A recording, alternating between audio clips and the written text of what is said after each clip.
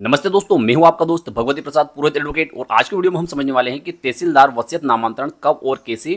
कर सकता है। तो देखिए दोस्तों, कई लोगों के द्वारा वसीयत करवा ली जाती है, लेकिन उस वसीयत के आधार पर नामांतरण किस प्रकार से होता है, यह प्रक्रिया कई लोगों को पता नहीं होती है। तो आज की वीडियो में हम समझने वाले हैं कि वसीयत नामांतरण जो है वह तहसीलदार के द्वारा कब और कैसे किया जा सकता है। तो इसके लिए सबसे पहले हम समझेंगे कि वसीयत किसे कहा जाता है। तो इससे पहले मेरा आपसे निवेदन है कि आपने चैनल को सब्सक्राइब नहीं किया तो चैनल को सब्सक्राइब कर दीजिए, बेल आइकन को प्रेस कर दीजिए और इस वीडियो को फटाफट लाइक कर दीजिए, क्योंकि इस चैनल के माध्यम से आपको मिलती है सरल और आसान भाषा में कानून की नई नई जानकारी। आइए वीडियो को शुरू कर लेते हैं। सबसे पहले हम समझेंगे कि वसीयत किसे कहा जाता है। तो देखिए, अगर किसी भी व्यक्ति के नाम पर, जिसे मान लेते हैं कि यह भूमि स्वामी है, ठीक है, और इसके नाम पर यह जमीन है, तो यह व्यक्ति जो है अपने जीवन काल में, अर्थात यह जब तक जीवित है तब तक इस जमीन के संबंध में किसी भी व्यक्ति को अपना उत्तराधिकारी नियुक्त कर सकता है और उसके संबंध में एक वसीयतनामा निष्पादित कर सकता है, वसीयतनामा लिखवा सकता है। ठीक है, जैसे कि अगर इस व्यक्ति के नाम पर यह है और यह व्यक्ति जो है यह व्यक्ति चाहता है कि इस जमीन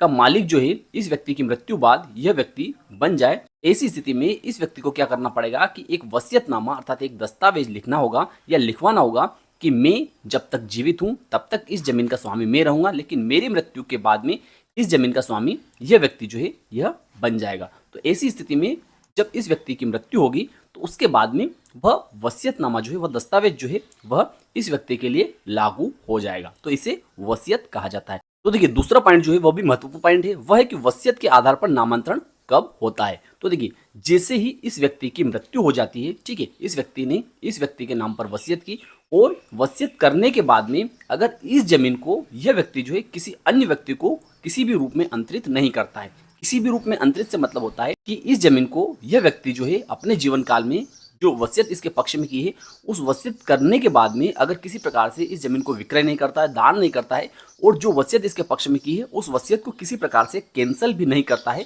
तो ऐसी स्थिति में जैसे ही इस व्यक्ति की मृत्यु हो जाती है तो मृत्यु के तुरंत बाद यह व्यक्ति जो है, ठीक है, यह व्यक्ति जो है यह तहसीलदार के यहाँ पर वसीयत नामांतरण के लिए आवेदन दे सकता है। ठीक है,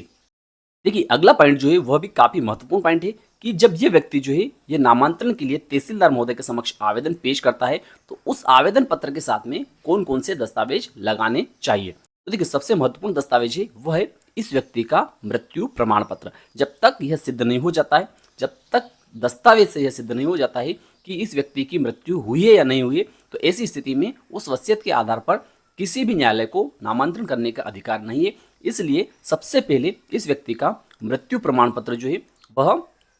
उस आवेदन पत्र के साथ में पेश करना जरूरी है। किस व्यक्ति का? जिस व्यक्ति की मृत्यु हुई है और जिस व्यक्ति ने वसीयत की है, उस व्यक्ति का मृत्यु प्रमाण पत्र जो है आवेदन के साथ में पेश करना जरूरी है। दूसरा दस्तावेज जो है वह है कि जिस वर्ष में इस जमीन की वसीयत जो है इस व्यक्ति ने की है, तो जिस वर्ष में, जैसे मान लेते हैं कि इस व्यक्ति ने इस जमीन की वसीयत जो है वह 2011 में की है, ठीक है, 2011 में की है, तो 2011 में यह जमीन जो है क्या इस व्यक्ति के नाम पर थी, ठीक है, तो इस संबंध में खसरा और बीवन जो है वर्ष 2011 के, वे भी उस आवेदन पत्र के साथ में तहसीलदार महोदय के समक्ष पेश करने चाहिए।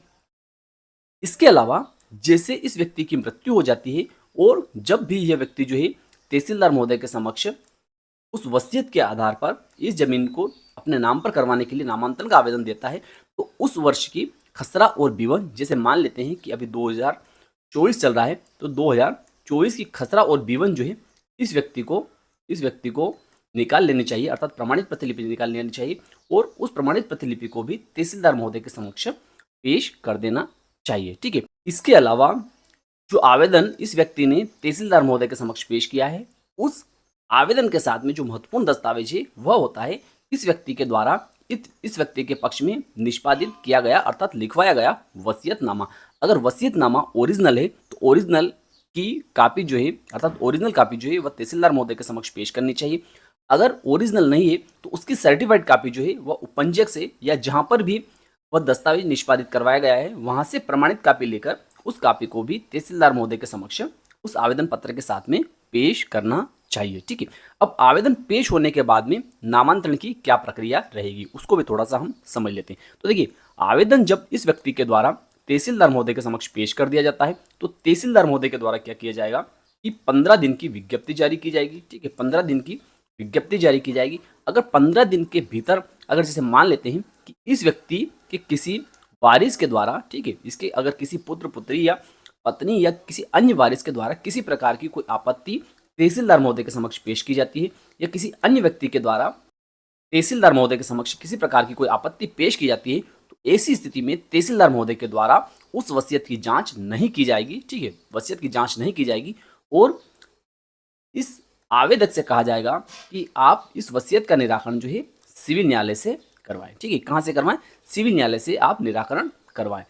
और उस नामांतरण प्रकरण को वहीं पर निरस्त कर दिया जाएगा। लेकिन अगर किसी प्रकार की कोई आपत्ति जो है तहसीलदार महोदय के समक्ष नहीं आती है, तो ऐसी स्थिति में तहसीलदार महोदय के द्वारा क्या किया जाएगा कि जो वसीयत इस व्यक्ति ने पेश की है, ठीक है, उस वसीयत में जो गवाह है उन गवाहों की गवाह ले ली जाएगी, ठीक है, इस व्यक्ति की गवाह ले ली जाएगी, इस जमीन के सरकारी कागजों को देखा जाएगा, वसीयत को देखा जाएगा और उसके बाद में इस व्यक्ति का नाम इस जमीन के सरकारी कागज में से हटाने का और इस व्यक्ति का नाम दर्ज करने का आदेश पारित कर दिया जाएगा, अर्थात नामांतरण का आदेश जो है वह पारित कर दिया जाएगा। उसके बाद में उस आदेश के आधार पर एक अमल आदेश जो है वह तहसीलदार महोदय के द्वारा वह पटवारी को जारी किया जाएगा। किसको जारी किया जाएगा? पटवारी को जारी किया जाएगा और पटवारी के द्वारा उस अमल आदेश के आधार पर इस जमीन के सरकारी कागज जो है खसरा और विवन जो है उसमें से इस व्यक्ति का नाम हटाकर इस व्यक्ति का नाम दर्ज कर दिया जाएगा। तो इस प्रकार से तहसीलदार के द्वारा भी वसीयत का नामांतरण कर दिया जाता है। तो मैं विश्वास रखता हूं कि आज का वीडियो आपको अच्छा लगा होगा। अच्छा लगा हो तो इस वीडियो को लाइक कर दीजिए, अधिक से अधिक लोगों तक इसको शेयर कर दीजिए। फिर मिलते हैं अगले वीडियो में, तब तक के लिए जय हिंद जय भारत।